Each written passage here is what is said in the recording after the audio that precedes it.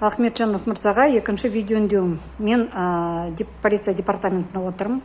Скляр март айынан бастап жұмыс істейді. Бір ретте қабылдаған жоқ. 10 шақты рет жазылған шығармын, бір ретте қабылдаған жоқ. Сәрсенбі, ақырғы сәрсенбі күні жазғын, кеше ешкім мені шақырған жоқ, қабылдаған жоқ. Сол бірінші. Екінші, мен ойлап тұрмын, ол қазақ тіліне 100% қарсы. Өйткені қол астына жинап алған қазақ тілін басындыратын адамдарды, ұлтаралық сонысымен ашу за тудыратын адамдарды, заң бойынша жұмыс істемейтін адамдарды, орынбасары оның қазір орынбасар қылып алған Бек Данияр деген, ол енді осыдан бір аптадай бұрын кездескенбіз. Ол өтіріктен өтірік айтты. Конфликт болмас үшін қызметтік инструкциясында жазылып тұр ғой олардың.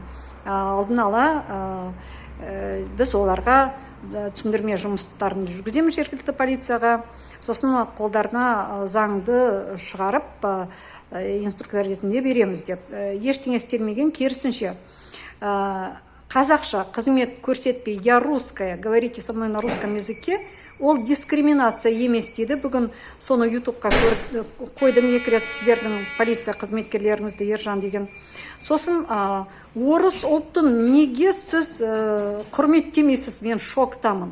Мен айтып отырмын, оның ұлты маған керек жоқ. Маған ешкімнің ұлты керек жоқ. Маған керек Қазақстан Республикасында. Мен Қазақстан азаматы.